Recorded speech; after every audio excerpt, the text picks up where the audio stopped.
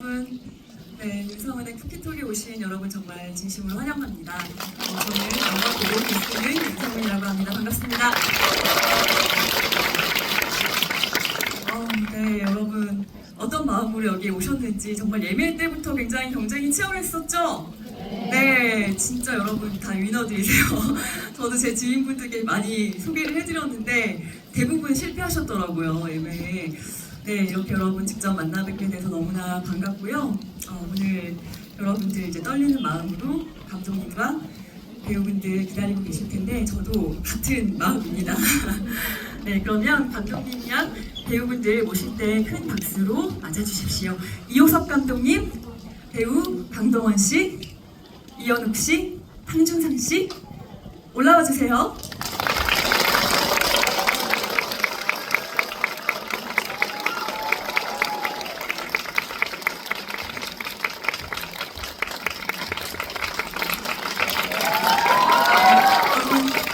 지금 촬영하시느라고 지금 빗소리가 그렇게 커진 것 같지 않아요?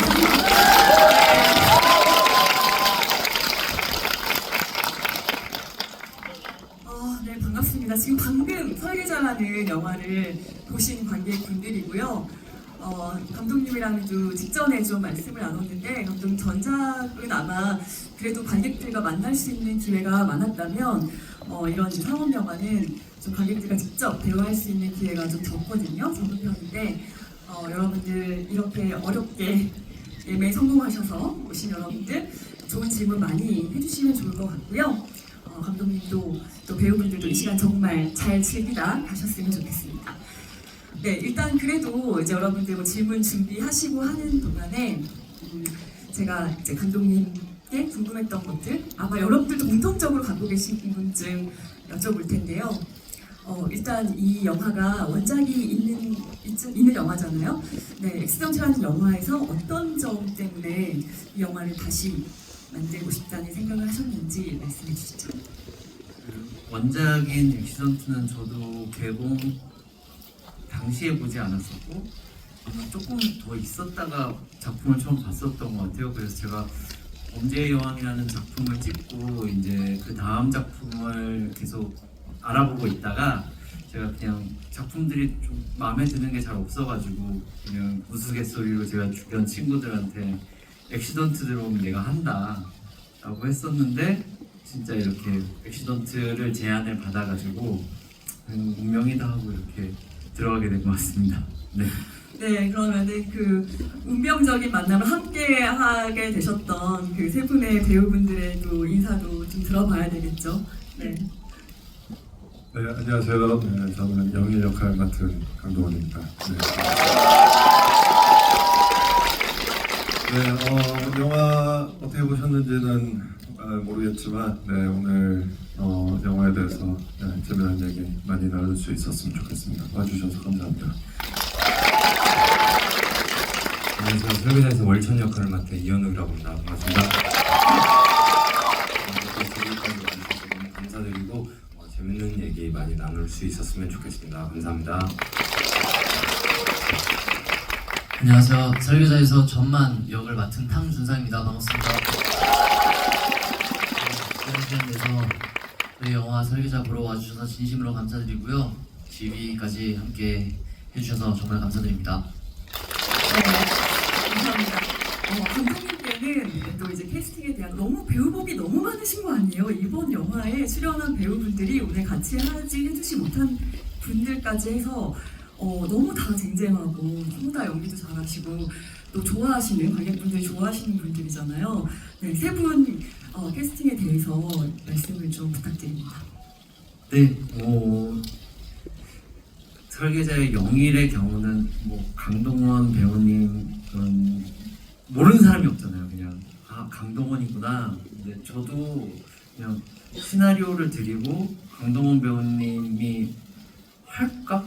했으면 너무 좋겠는데 근데 진짜 너무 떨고 있다가 이제 한번 뵙고 싶다 감독님을 그래가지고 이렇게 식당 같은 데서 선배님을 처음 만난 것 같아요. 근데 진짜 약간 이렇게 마주보고 앉아있을 땐 잘 모르겠는데 이렇게 탁 서버리면은 그냥 강동원이구나라고 생각이 드는 약간 좀 그래요. 이게 그냥 얘기하면은 이렇게 뭐 처음 만나면 되게 사람이 되게 뭔가 막 뻣뻣하고 막 그런 느낌을 받을 수도 있을 텐데 선배님은 진짜 그냥 되게 가벼운 얘기부터 작품에 대한 얘기까지 되게 아 저 사람을 진짜 너무 꼭 하고 싶다 라고 그때도 되게 아 저랑 안 해줄 줄 알고 떨고 있었거든요.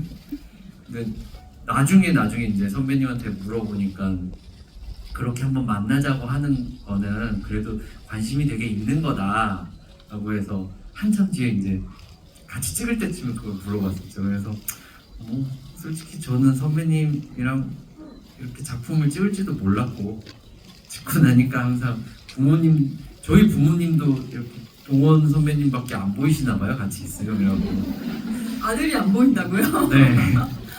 그래서 뭐 항상 저도 되게 즐거운 마음으로 또 캐스팅돼서 너무 운이 좋았죠. 그리고 그래서 너무 감사한 배우분이고요. 그리고 이현욱 배우님 같은 경우는 월천 역할을 맡았을 때 너무 미션이었어요. 글로는 썼는데 이런 사람 누가 어디서 찾지?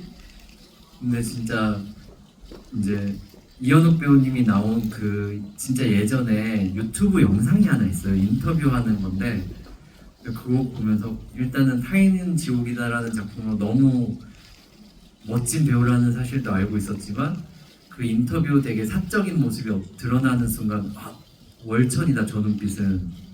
그리고 지금보다도 피부가 더 하얗고 더 뭔가 막 약간 그 다른 느낌이 또 있어서 이 배우분 아니면 월천을 할 수 없다 해서 진짜 매달렸어요. 되게 처음에는 막 힘들어한 지점도 있었는데 그래도 용케 저랑 같이 해줄 수 있어서 저는 또 너무너무 고마워하는 배우입니다. 한 배우님은 저희의 그 전만 역을 할 때 저는 이제 그 아역에서 성인으로 넘어오는 이 과도기의 배우를 진짜 같이 한번 작업해보고 싶었어요. 그래서 준성 배우님도 아무래도 이제 저희 작품 찍을 때가 19살에서 20살 되는 시기라서 배우분에게도 고민이 되게 많을 거라고 생각이 들었고 그리고 저도 어쨌든 전만이 막내이자 유부남인 역할 되게 그 한번 제안을 드려보고 싶었어요. 그리고 사실 이 나이대에는 준상 배우님만큼 커리어가 되게 화려하고 되게 멋있는 작품을 찍은 배우가 또 없기 때문에 당연히 드릴 수밖에 없었습니다. 네. 그러면 배우분들은 왜 이 작품을 또 선택하셨는지 들어봐야 되겠죠? 강동원 씨부터 부탁드릴게요. 네, 처음에 이제 시나리오 읽고 이거를 원작이 있는 작품을 리메이크를 할 거다라고 해서 이제 원작을 보고 되게 한국에서 잘 안 나오는 그런 장르의 영화가 되겠구나라고 생각을 해서 네, 신선할 것 같았고 또 관객분들에게 이런 영화도 만들어서 보여드리고 싶다라고 생각했었어요. 그리고 감독님의 전작을 보고 전작에서 되게 되게 저예산 영화인데 되게 재밌게 잘 만드셨다라고 생각을 했고 감독님 만나보고 같이 만들면 되게 재밌을 것 같다라고 생각하고 하기로 했습니다. 지금까지 또 배우님이 하시지 않았던 어떤 역할이라는 느낌도 드셨나요? 제가 했던 캐릭터 중에서 제일 좀 차가운 그런 캐릭터였고 당시에 또 제가 이런 캐릭터를 한번 좀 해보고 싶었던 그런 생각이 있었던 것 같아요. 그래서 저는 개인적으로 이제 이 작품을 극장에서 보고 제가 지금까지 못 봤던 제 얼굴을 좀 볼 수 있었던 그런 작품이었던 것 같아요. 만족하셨죠? 만족이라는 건 없겠죠. 네, 만족이라는 건 없겠지만 그래도 내가 이 정도 연기를 할 수 있는 만큼 좀 성장한 지점이 있구나라고 느꼈던 굉장히 작품. 의미 있는 작품이 될 것 같습니다. 네, 네, 심리적인 모습을 더 많이 보여준 심리 액션. 네, 그리고 좀 되게 어두운 그런 그 내면, 그런 것들이 생각보다 잘 드러날 수 있었지 않았나. 물론 부족한 점은 많습니다만. 영화 너무 잘 봤습니다. 네, 그리고 네, 저도 제 새로운 얼굴을 극장에서 마주하게 돼가지고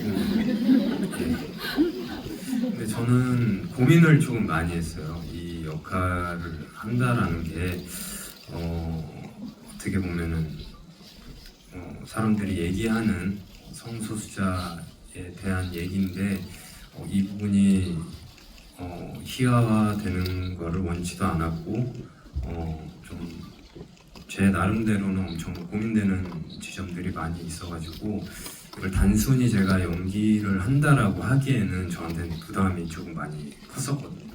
네, 근데 감독님이 그 정도를 잘 잡아주셨고 팀원들이 아주 많이 도와줬고 그래서 저는 극 중에서 트랜스젠더로 이제 나왔지만 감독님한테 이제 보이스를 건드리고 싶지 않다라고 얘기를 한 게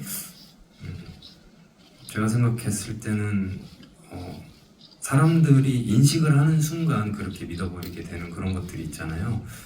영일처럼. 네, 그래서 제가 어떤 그러한 정보를 줬었을 때 분명히 트랜스젠더라는 인식이 바뀔 거라는 거를 확신을 했기 때문에 보이스를 자기적으로 건드려서 어떤 일부러 여성성을 강조한다거나 이런 것들을 좀 지양을 했기 때문에 흔히 뭐 주변에서 제 친구들도 월천처럼 표현하는 친구들도 있고 소수자는 아니지만 그런 친구들이 있었기 때문에 그런 부분들을 조금 조심스럽게 감독님이랑 얘기를 많이 하면서 이렇게 만들었었는데 저한테는 좀 의미가 큰 것 같아요. 저 개인적으로는 어떤 캐릭터의 확장성도 가져갈 수 있고 제가 또 스펙트럼을 이렇게 더 넓게 볼 수 있는 그런 중요한 작업이었다라고 저는 생각을 합니다. 네, 그 트랜스젠더일 뿐 아니라 또 이렇게 변장의 기재로 나오잖아요. 다양한 모습을 이렇게 보여주시는데 아무래도 이제 남성분들이 하이힐을 신을 일이 없다가 그런 이렇게 좀 타이트한 스커트나 이런 옷을 입었을 때 불편하시지 않으셨어요? 여자분들을 조금 존경하게 됐고 스타킹의 기능이 그렇게 뛰어난 줄 또 처음 알았습니다. 굉장히 보온성이 뛰어난 거 예, 알고 계셨죠? 예, 그리고 굉장히 치마가 사실은 굉장히 남자한테 필요한 의상이라는 생각이 들었던 왜요? 왜요? 엄청난 통풍성을 가지고 있기 때문에 예, 그래서 굉장히 여기서 임마 예, 그렇습니다. 네, 이 영화에서 정말 너무 애착이 가도록 만든 막내 동생 같은 정말 정말 역의 탕 배우님. 네, 저는요 대본을 처음 받고 나서 가장 먼저 들었던 이야기는 강동원 배우가 한다. 일단 그게 컸고요. 그리고 대본을 한 번 읽지 않고 굉장히 여러 번 읽었었거든요. 3번, 4번 이렇게 읽고 나서 결정을 하게 됐던 것 같은데 읽을 때마다 제가 생각하는 이 영화 이야기의 해석이 조금씩 다 달랐고요. 중점을 두고 보는 시선도 영일 시선으로 한번, 제 입장에서도 한번, 그리고 타겟 입장에서도 한번 이렇게 계속 읽었더니 그게 너무 신선하게 느껴졌었던 것 같아요. 그리고 결과적으로는 저도 나름 이제 폭탄머리로 새로운 모습을 볼 수 있었던 작품인 것 같습니다. 각 배우들에게 다 새로운 모습을 부여한 그런 영화로 남을 것 같네요. 아니, 탕수상 배우님은 지금 원더랜드에도 출연을 하셨는데 거의 오늘 개봉했죠? 아, 네, 맞습니다. 네, 정말 맹활약을 하고 계십니다. 아, 예, 거기서는 숨은 그림 찾기 하듯이 저를 찾아뵐 수 있는 그런 네, 그것도 많이 설레지만 왜냐면은 제가 실례가 될 수 있지만 일단 영화를 보셨으니까 우리 영화는 일단 보셨으니까 또 이제 배우님 전만 역에 좀 더 애착을 가지신다면은 원더랜드도 보시면 좋을 것 같아요. 네, 자 그러면 객석으로 이제 좀 마이크를 드려볼까 하는데요. 준비되신 분은 손을 들어주시면 제가 앞좌석에 앉으신 분들에게 굉장히 애착이 큽니다. 네, 저요라고 손을 드신 분께 먼저 마이크를 드릴게요. 감사합니다. 일단 영화 정말 재밌게 잘 봤고요. 제가 영화를 보고 그 등장인물들이 각자 심리적으로 어딘가 결핍되어 있다고 느꼈거든요. 그래가지고 영화에서 비춰진 모습들이 일종의 방어 기제가 작동한 것처럼 보였는데 여기에 연결해가지고 영화에 비춰지지 않는 과거의 일로 인해서 억압된 욕망이 있다면 혹시 무엇일지 모두에게 묻고 싶습니다. 네, 감독님도 대답하셔야 될까요? 감독님도 네, 억압된 욕망. 제 실제로 많죠. 억압된 욕망 굉장히 많고 굉장히 포악하고 굉장히 뭔가 야만스러운 어떤 지점을 꿈꾸며 굉장히 잘 정제시키고 살려고 노력하고 있습니다. 그게 아마 제 억압된 욕망이 아닐까요?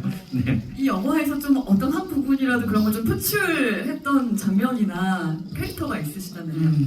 근데 이 영화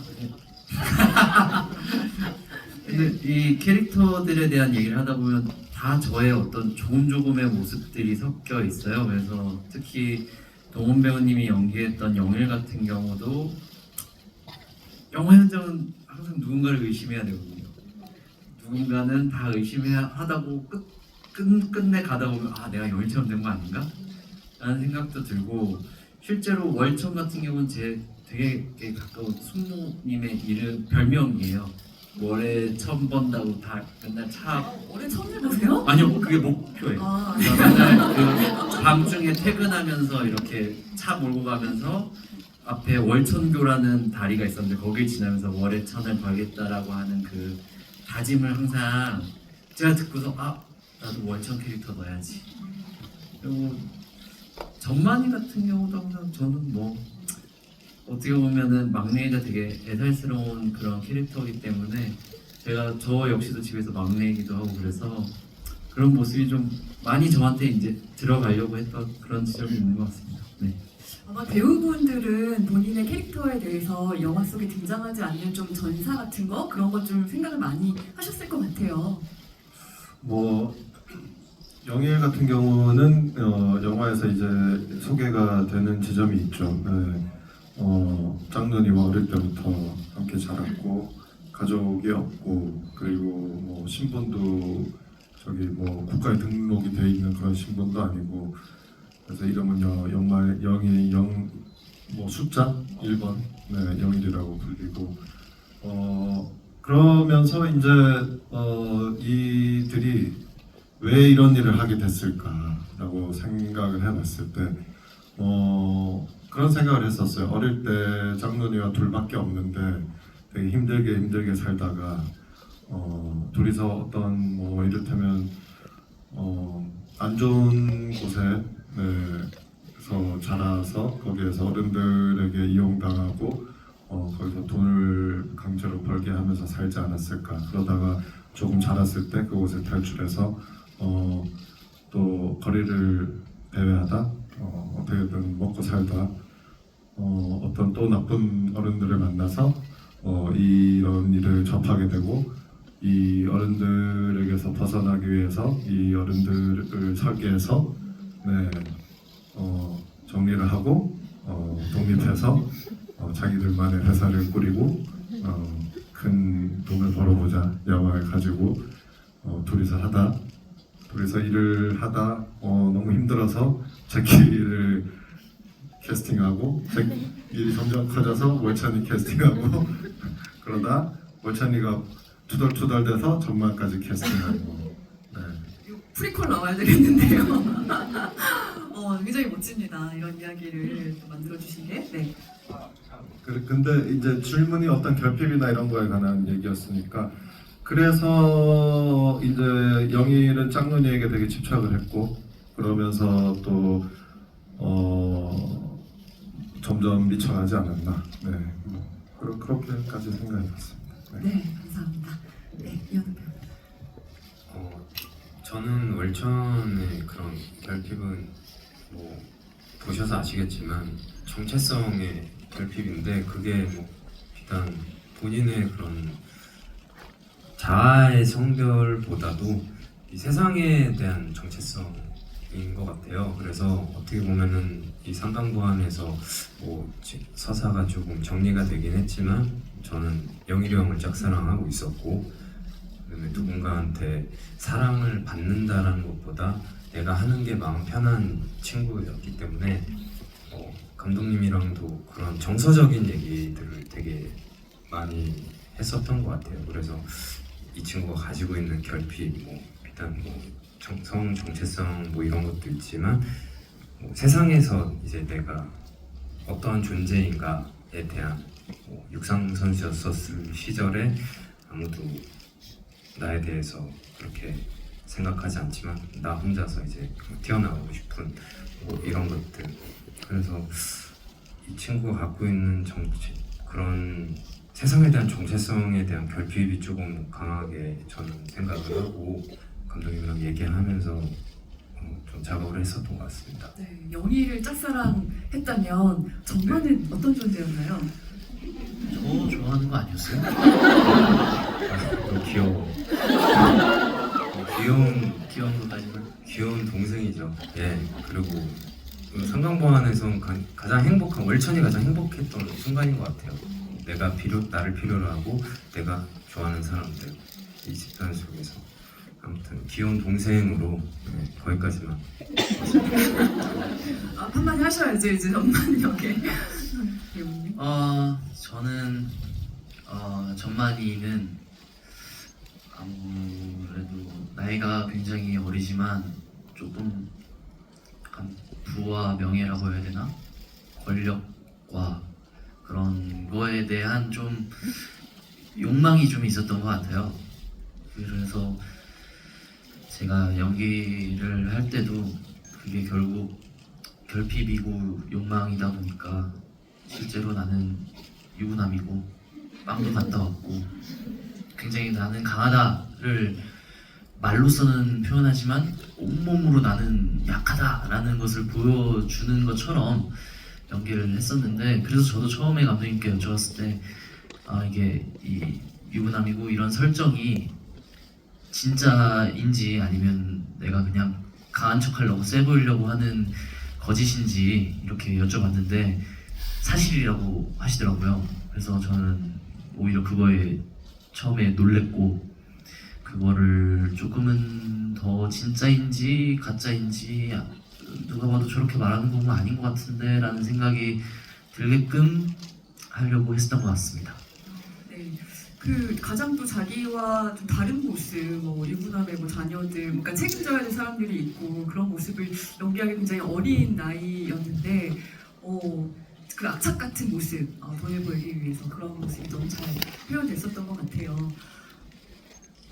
갑자기 궁금해진 게 있는데 월천이의 과거에서 뭐 굳이 약간 이제 영화나 뭐 캐릭터랑도 사실 되게 동떨어져 있는데 왜 달리기 선수였던 거예요?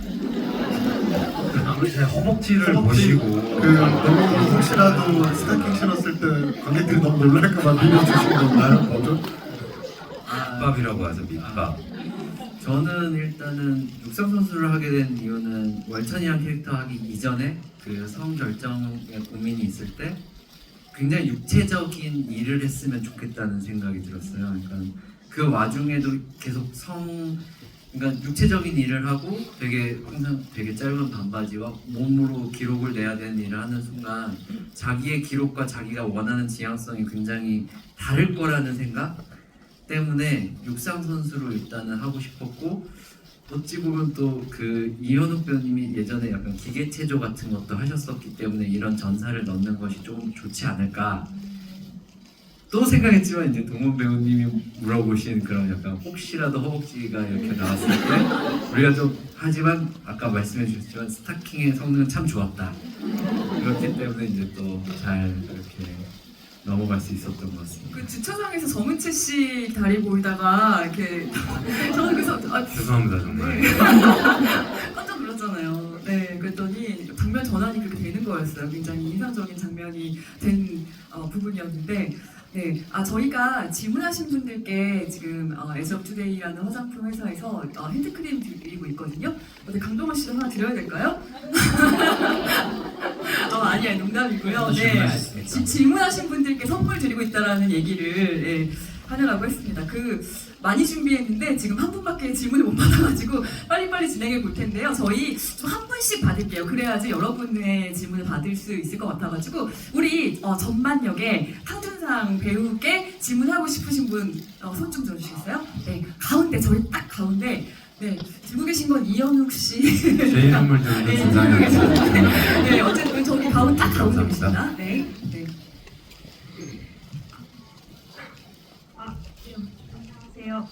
저는 그 전작에 나오신 그 도그데이즈에서 거기서 오토바이를 타고 나오시는데 여기서도 오토바이를 타고 나오시더라고요. 근데 그게 또 마침 촬영 기간이 겹쳐서 약간 좀 순조로운지가 좀 궁금하고 혹시 그에 관한 에피소드가 있는지 알려주시면 감사하고 그리고 그 월천이 점을 찍어줬을 때 어떤 기분이셨는지 궁금합니다. 네, 감사합니다. 이건 누구한테 하는 질문인지 모르겠지만 어쨌든 네. 일단 오토바이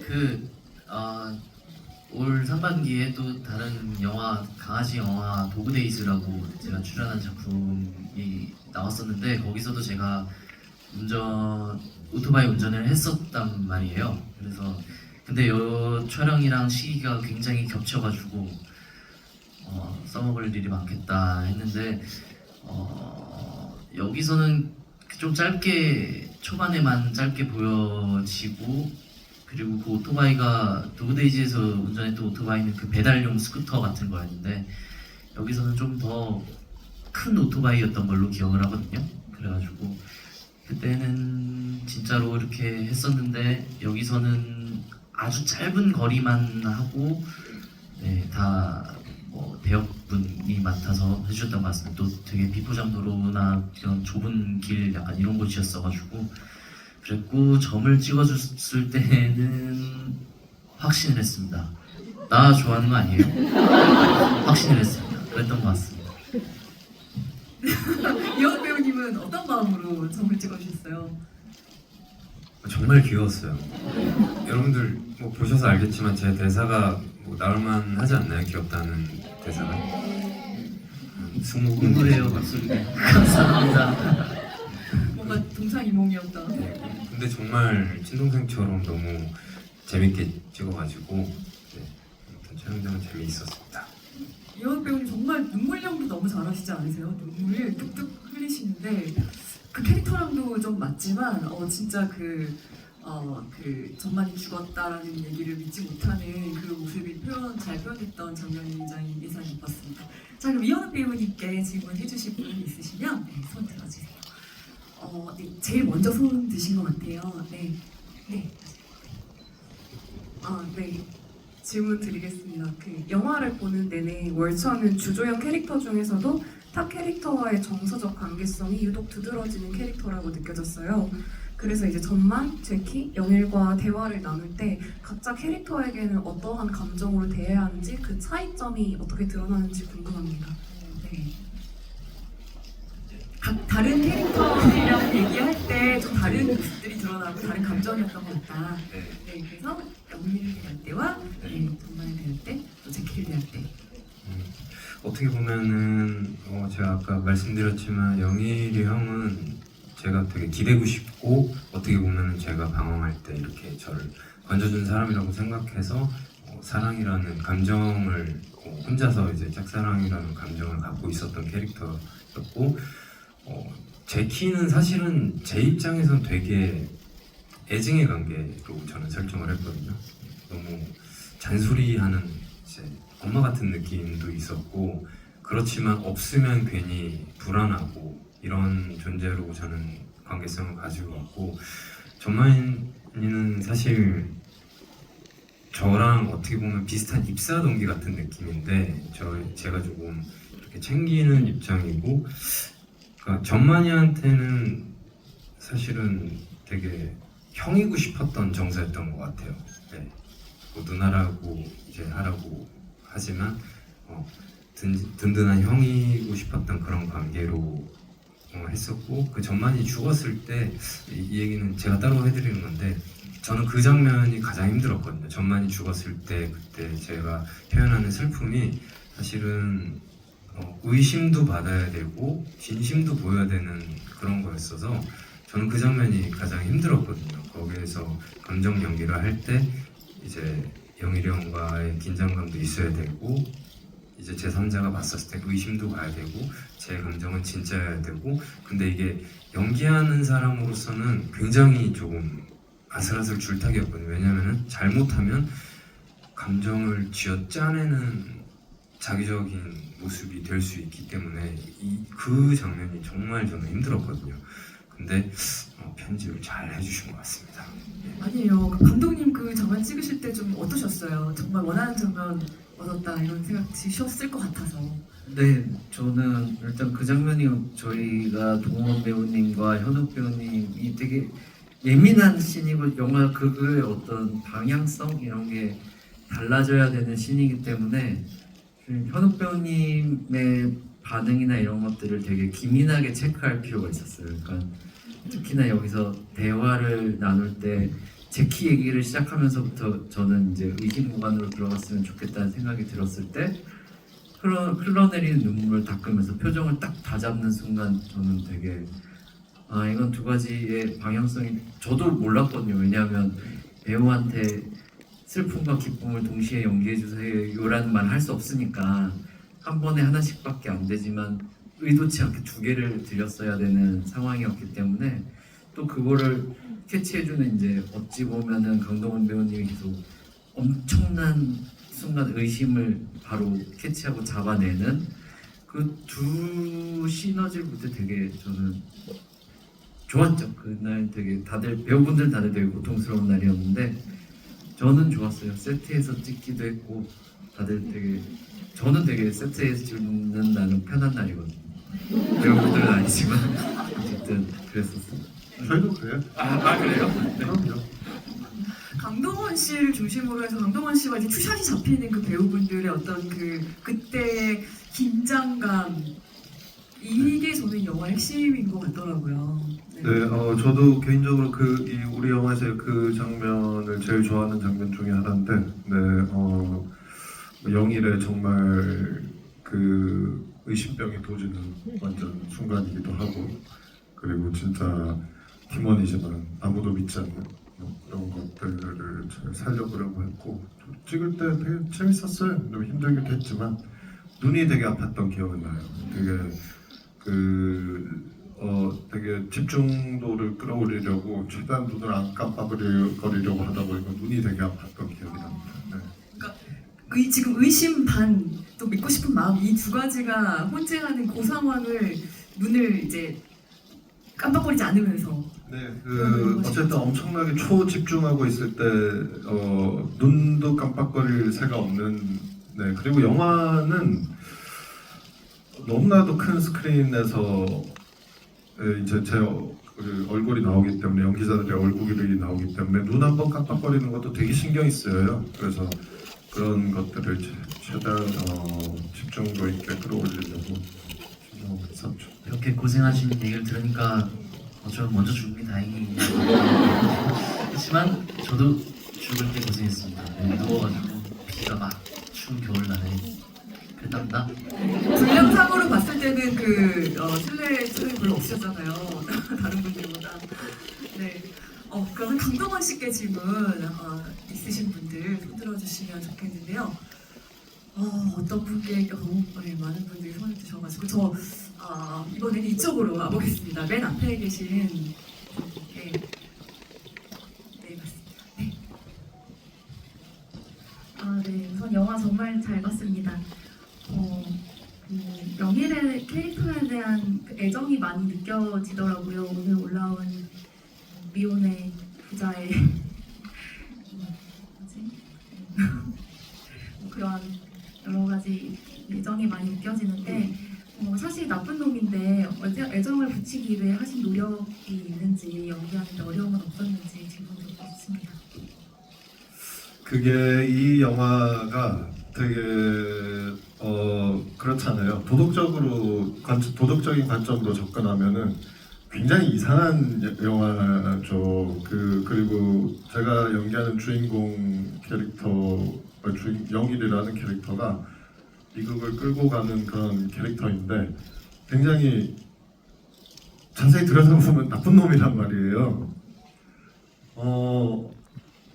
청부 살인을 하는 사람인데 어쨌든 그 관객분들이 또 이 인물의 감정이입을 해서 영화를 끌고 가야 되니까 그런 점들이 좀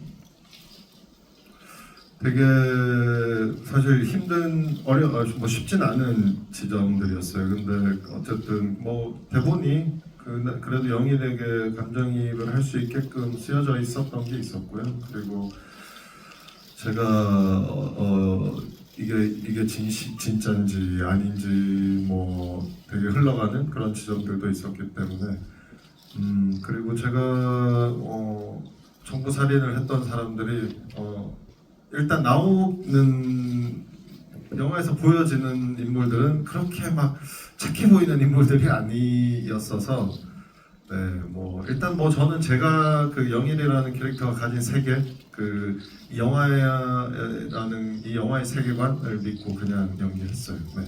약간 그러면은 뭐 비질란테처럼 약간은 그 악한 사람들을 청부살인 한 사람일 수도 있겠다라는 그런 정당성을 좀 부여하시면서 사실 저는 그렇게까지는 생각 안 했어요. 그냥 이 인물은 되게 냉정한 인물이라 그냥 들어오는 일을 하는 인물이라고 생각했는데 영화는 영화니까.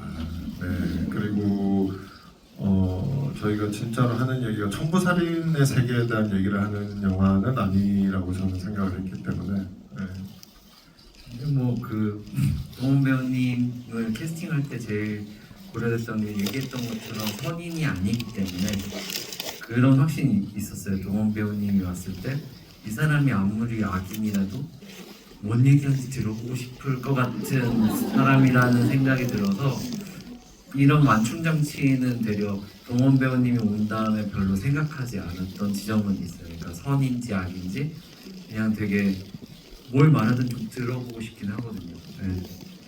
아니 그러고 보면 다른 배우님들도 같은 팀으로서 그 청부살인에 가담하는 한 팀원으로서 지금 그 일을 하신 거잖아요.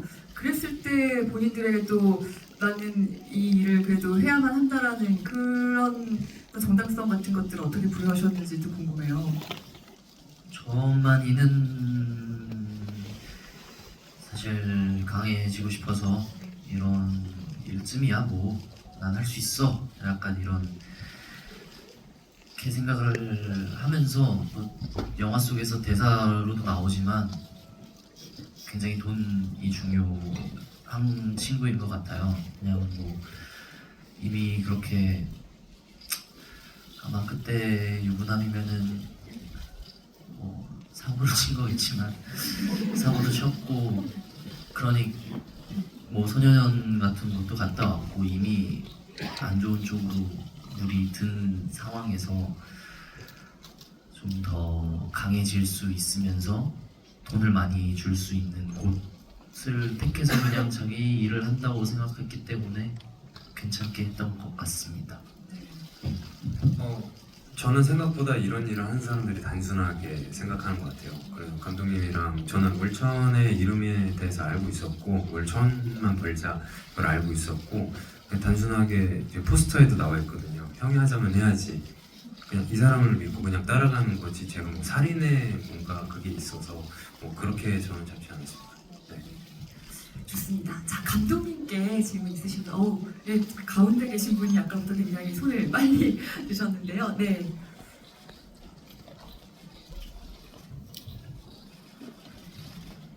네. 마이크 와 있습니다. 저기. 영화에 대해 궁금한 게 너무 많아가지고 아까부터 손 흔들고 네, 있었는데 그러면은 다 하실 수는 없을 것 같고요. 네. 하는 게 아니라 이게 원작과 비교를 해보면 사실 굉장히 많은 설정이 바뀐 부분이 있었는데요. 가장 궁금했던 것이 원래 원작에서는 짱눈이가 영일의 약혼녀 같은 존재였다고 들고 있었고 제키도 얼람들에서 했던 할아버지 영감했던 남자였다고 들었고 그다음에 월천 역할도 여자였다던가 이런 식으로 굉장히 많은 설정이 달라졌었는데 이 설정을 바꾸실 때 고려하셨던 부분들이 어떤 건지, 그리고 이제 영희의 집에 텔레비전이 부서져 있는 게 굉장히 인상 깊었었는데 그 부분에 대해서 짱눈과 영희의 감정이 어땠는지 약간 말씀해 주시면 감사하겠습니다. 네, 되게 질문을 들어보면 되게 꼼꼼하게 봐주셔서 해주신 질문이 너무 감사드립니다. 일단 원작과의 차이를 제일 많이 주고 싶었던 것은 어찌 보면 뭐 아내의 죽음, 원작의 브레인의 아내의 죽음으로 시작을 하는데 저는 그 죽음이 되게 그냥 아내의 죽음이니까 의심하고 화가 난다라기보다는 그냥 이 인물이 정말 나와 같은 인물의 죽음, 동료의 죽음으로 시작하면 좋겠다는 생각했어요. 뭐 아내도 그렇고 예를 들면 원작 같은 경우는 제일 마지막에 의심을 받던 어떤 그 스튜어디스의 캐릭터가 이제 그 상대 그 의심 지금 이치현 역할에 대신해서 죽게 되잖아요. 일종의 그런 어쨌든 뭐 약혼녀에 관련한 것들을 너무 도구적인 죽음으로 쓰고 싶지 않았어요. 그러니까 어떻게 보면 죽음을 당한 여성의 이미지는 굉장히 쉽게 소비가 되기 때문에 그걸 영화에 그대로 쓰는 것보다는 조금 더 거기에 조심성 있고 스토리를 가미해서 어쨌든 이 영일이라는 인물의 슬픔, 고독함에 훨씬 더 기댈 수 있는 방법이 뭘지에 착안해서 했던 방법이었고 그 제키의 캐릭터 같은 경우도 여러 가지 생각이 들었어요. 뭐 원작이란 이미 좋은 작품에 보여지고 있는 캐릭터들이 있기 때문에 저 역시도 약간 이 삼광보안이라는 집단이 이 세상 안에 스며들려면 어떤 사람들이 스며들어야 할까? 어떤 연령대의 어떤 사람들? 그랬을 때 이제 제가 생각을 했던 거는 월천과 같은 캐릭터, 어찌 보면 제키와 같은 캐릭터들이 이 안에 스며들어 가면 원작의 어쨌든 다른 우리가 좀 더 생각해 볼 수 있는 다양한 분상들을 접근해 보기 위해서 이렇게 좀 차용했던 것 같습니다. 그리고 깨진 텔레비전. 네. 네. 깨진 텔레비전 같은 경우는 저희가 어쨌든 그 이종석 배우님이 해주셨던 짝눈의 과거신을 찍을 때 실제로 그 텔레비전 안에 뒤에 설치된 도청 장치를 발견하고 그게 부서져요. 이렇게 떨어지면서 부서져 버렸는데 아마도 영일은 그 이후에 집을 치웠겠죠. 치우고 뭐 죽고 그 집을 정리하는 과정에서 어쨌든 그 이 영일이라는 캐릭터는 뭔가 남겨둬선 안 되는 사람이잖아요. 근데 그 사람한테 약간 짐처럼 남아있는 버릴 수 없는 어떤 하나가 그 깨어진 텔레비전이라고 생각했어요. 왜냐하면 영일은 기능이 없는 것을 남겨두지 않을 거라고 생각이 들었거든요. 약간 유일하게 감정, 어떤 자기의 어떤 죄의식과 감정이 섞여 있는 물품을 집에 두고 있는 게 좋을 것 같아서 텔레비전을 깨어진 채로 썼습니다. 네, 질문에 대답이 잘 됐죠? 네, 그 정말 원작과 비교했을 때 달라진 캐릭터들 저도 궁금했었고 인상적이었고 이 작품의 또 가장 큰 강점이 살아있는 캐릭터들 한 명 한 명의 구현의 생명력이라고 생각했는데 그 점을 잘 질문해 주신 것 같습니다. 네, 그러면은 어느 분께 질문해도 좋으니까 또 질문 있으신 분들 손 들어주세요. 네, 저쪽으로 가볼게요. 이번에는 네, 가운데에 계신 네, 맞습니다. 네, 손 들고 계시고.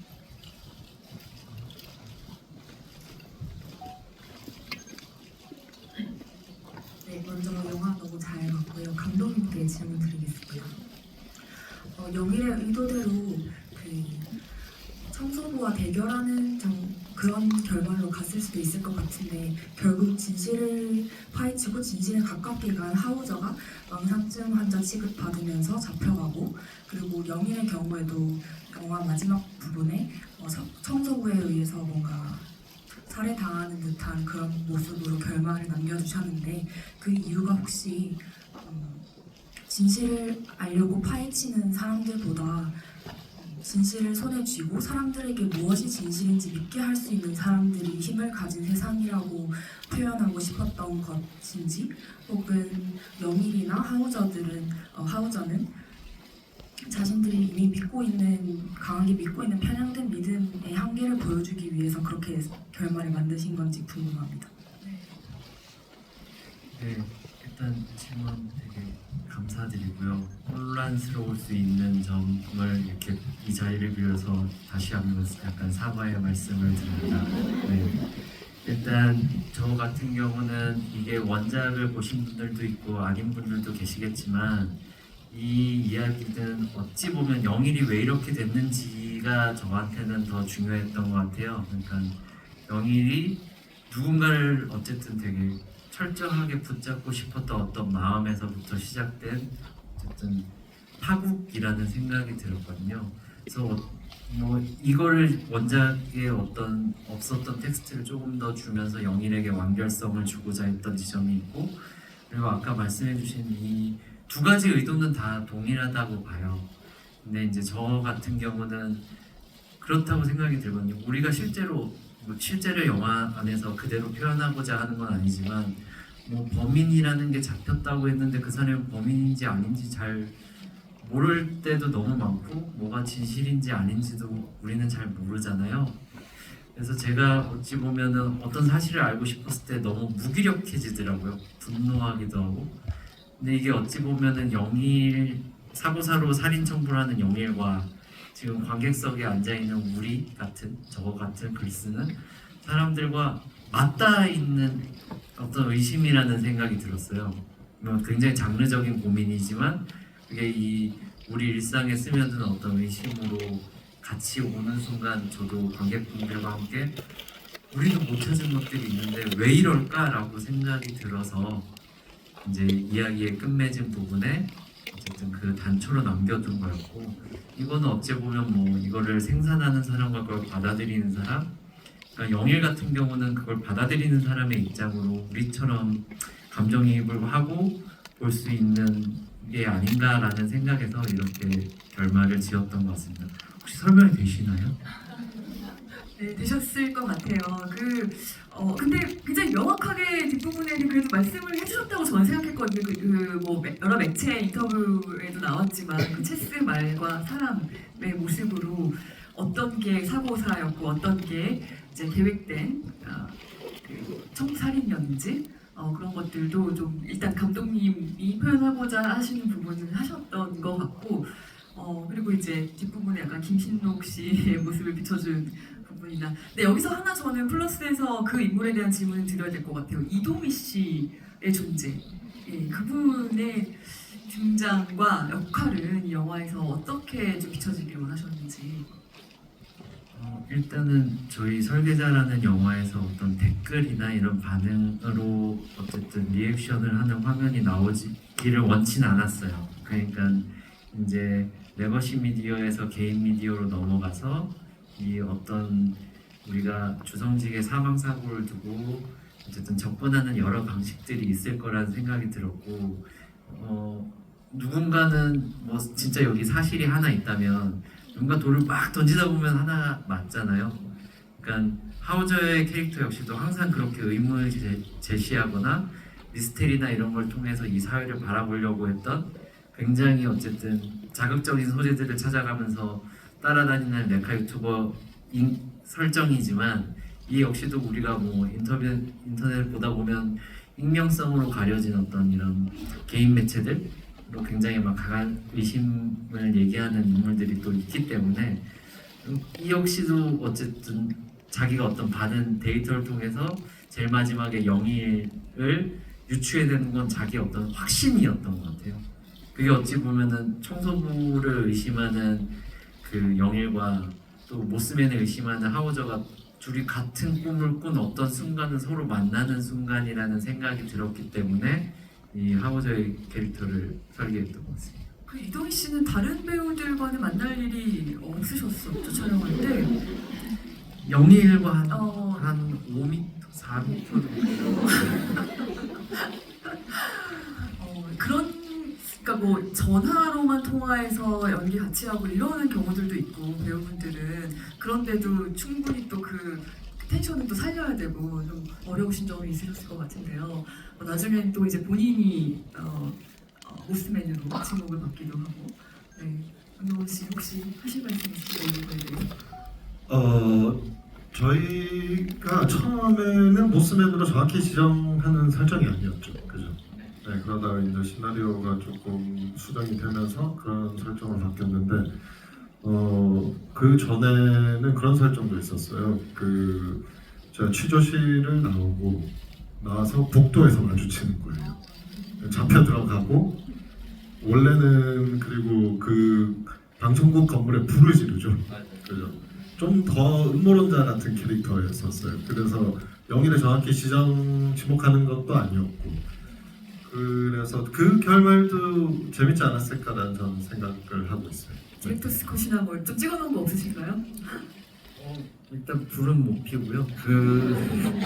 이게 어쨌든 어떤 정도로는 저희도 그 선명함을 저희 이제 이야기 안에서 조금이라도 드러내고자 했던 게 마지막에 그 체스 말이었던 부분인 것 같아요. 그래서 여기서도 어쨌든 동원 배우님이 말씀해주신 그 의도와 그러니까 저도 이 여러 가지 이제 약간 끝나고 나서 이 시나리오 버전 때 어땠을까? 이런 생각들은 굉장히 영화가 끝나고 나면 항상 이전 영화도 그랬지만 나는 것 같아요. 네. 만약에 뭐 프리퀄을 찍게 되신다면 이런 결말도 좀 찍어서 같이 볼 수 있으면 좋겠다는 생각도 드는데요. 팬의 한 사람으로서 네, 저희가 이제 슬슬 좀 마무리를 해야 될 시간이 돼서요. 오늘 저희가 되게 시간 빨리 가죠. 네, 거의 지금 50분 넘어가는데 많은 이야기를 나눴다고 생각합니다. 그래도 이게 짧은 시간이지만 알차게 그렇지만 또 이 자리에서 꼭 하고 싶은 영화에 대해서 하고 싶은 뭐 배역에 대해서 하고 싶은 이야기가 있는데 못 하신 게 있다면 한 분씩 좀 들어보겠습니다. 네, 감독님부터 해주시겠어요? 네. 저는 어쨌든 저희가 뭐 어떤 카톡방이나 뭐 이런 것도 만들어져 있고 뭐 이런 데에서 나오는 이야기들 되게 열심히 찾아봤어요. 그러니까 이 영화 이후에 어떤 이야기들이 나오는가. 그러니까 사실 모르겠어요. 그러니까 이게 영화를 보고 저 역시도 많은 생각이 나는 많은 이야기를 할 수 있는 영화가 됐으면 참 좋겠다라는 생각이 들고 어쨌든 이 질문들이나 오늘 저에게 주신 질문들을 보면서 저도 이제 되게 감사해요. 왜냐하면 이 영화가 그렇게 텍스트에 친절한 영화는 아니기 때문에 이런 질문을 주시려면은 굉장히 열심히 보셨어야 하고 그리고 그런 것들에 대해서 저도 이제 다음 영화에 대해서 어떻게 하면 조금이라도 더 이제 더 열심히 더 잘 이렇게 할 수 있을까 이런 고민이 드는 시간인데 이렇게 자리를 빌어서 그래도 감독이 이제 영화 끝난 다음에 이거에 대해서 글을 이야기하는 건 약간 좀 미안한 부분이 있다는 생각이 드는데 그런 점에서 여러모로 생각도 많지만 참 고맙습니다. 일단 감사합니다. 네. 뭐 의도하든 의도하지 않았든 뭐 많은 이야기가 나오는 영화 된 것 같긴 해요. 혹시 댓글 같은 거 읽어보세요? 평 같은 거? 뭐 이번 영화는 네, 읽어보지 않았습니다. 네. 나중에 좀 정리가 되면 네, 그때 다시 한번 좀 찾아볼까 하고 있고요. 뭐 영화 보고 어떤 얘기들이 나올지 대충 대충 생각이 들었고 영화도 저도 영화를 이제 20몇 번째 찍다 보니까 이런 얘기들이 나오겠구나라고 생각했던 지점들이 있었고 뭐 아무튼 영화 저는 영희 캐릭터는 캐릭터에 대해서는 특별히 말씀드릴 건 없을 것 같고요. 네, 영화가 이제 개봉해서 아직 지금 극장에 이제 2주차로 달려가는데 영화 이렇게 관심 가져주셔서 너무너무 감사드리고 부족한 점 있어보더라도 잘 이해해 주시고 또 좋은 영화 만들어서 또 찾아뵐 수 있으면 좋겠습니다. 감사합니다.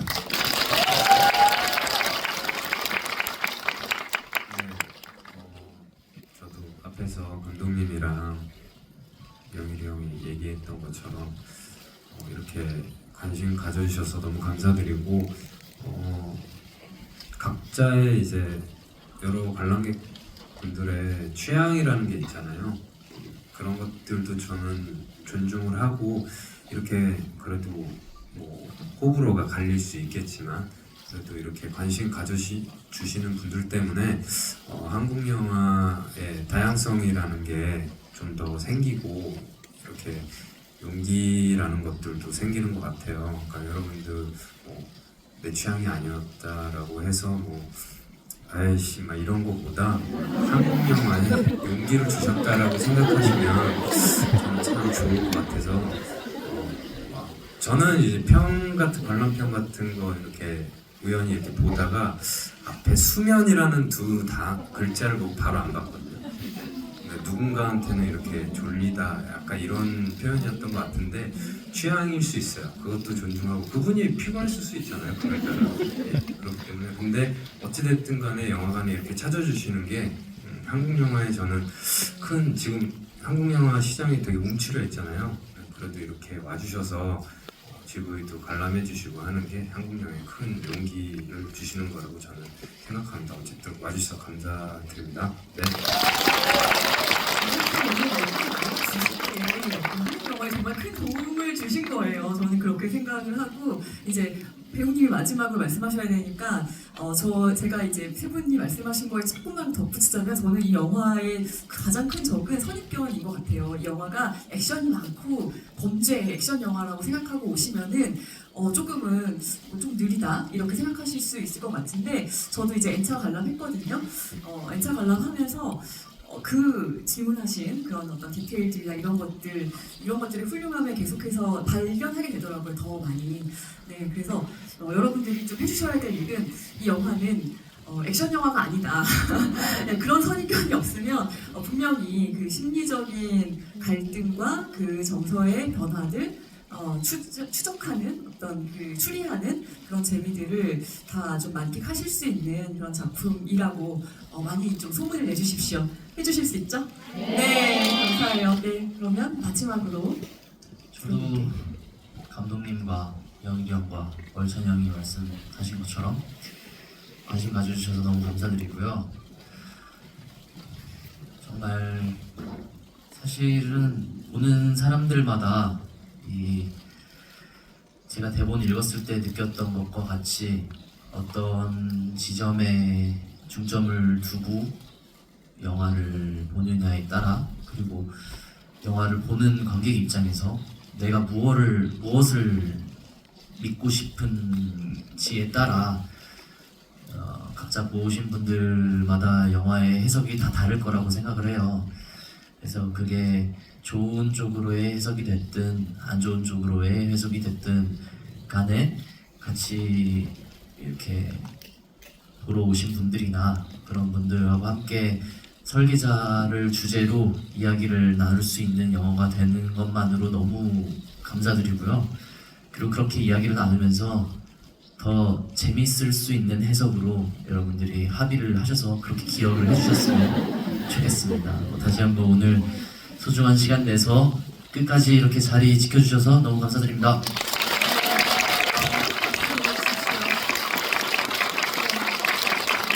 그럼 다 일어나서 한번 인사하고 마칠까요? 네. 네, 여러분 마지막으로 사진 찍으시라고 저좀 비켜드리겠습니다. 네. 어떻게 원래 정면 한번 봐주시고요. 제가 아예 네.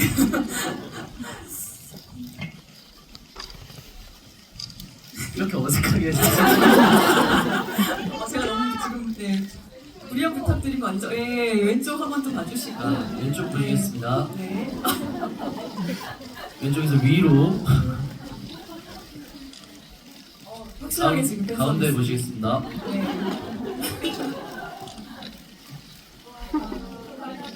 오른쪽 보시겠습니다. 네, 감사합니다. 네, 감사합니다.